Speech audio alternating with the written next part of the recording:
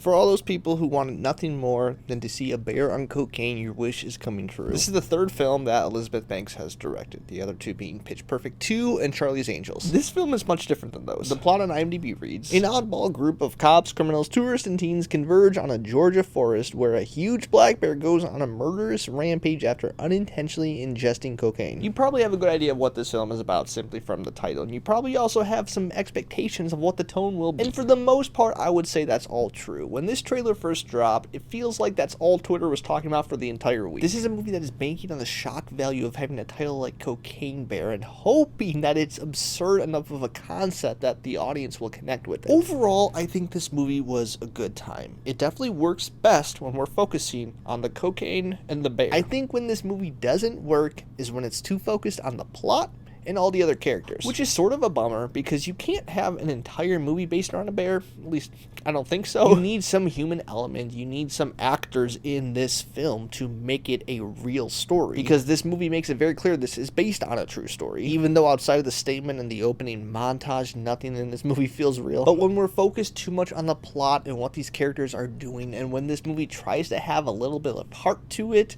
I just don't think it really lands that well. Yes, it's absurd. And yes, it also has its shocking moments, but when it gears away from that and tries to be these other things, I think that's where it really falls flat. Kerry Russell and Ray Liotta are in this, and they both do a good job. Surprisingly, this is Ray Liotta's last film before he passed away, and so that is also a little shocking to see that his last movie was Cocaine Bear. But for me, the standouts were absolutely O'Shea Jackson and Alden Ehrenreich. These two were hilarious together, and I want to see them signed up for a Shane Black buddy cop comedy immediately. When they were on screen together, I was having a good time.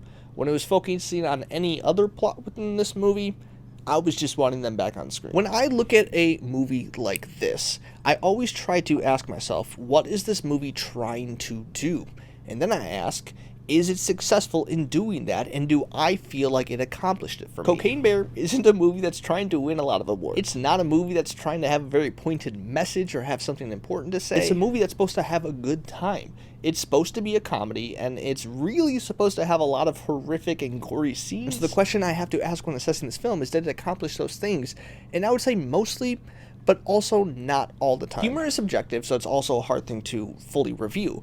I will say the jokes probably landed about half the time, but that could also be different in your opinion based on your theater experience, what you find funny and not funny. It's just a tough thing to assess, but I will say I think the tone was a little confusing at times because the type of humor varies across the board. Sometimes it's slapstick, sometimes it's just very dry humor, and so going scene to scene trying to figure out that this thing right here is supposed to be a joke, it just didn't always click. And I think if the tone was a little bit more consistent, maybe I would have understood the humor a little bit more and had a better experience. The also weird part about this is that I actually wanted a lot more bear in this movie. There's plenty of cocaine, don't worry about that, even more than I expected, but not enough bear. And it's hard because I understand that the focus can't be entirely on the bear and we need some human connection. I think that's why we follow all these different plot lines. But the problem is we had plot A, we had plot B, and we also had plot C and even a little bit of plot D. And every time one of those plots are on the screen, we're led to believe that this is the protagonist we're supposed to follow. And so what happens with not enough screen time for any one of them, we never fully get emotionally connected to any of them.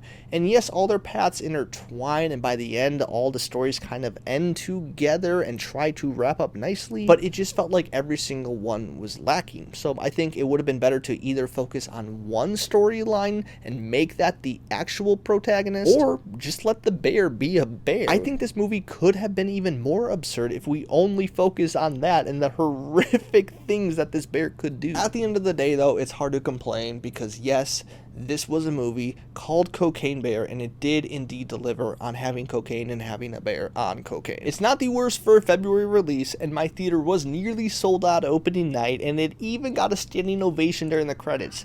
That doesn't always happen in my theater. So that's Cocaine Bear. Have you seen it? What do you think? Comment below. Don't forget to like and subscribe if you want to see more content like this, and I will see you next time.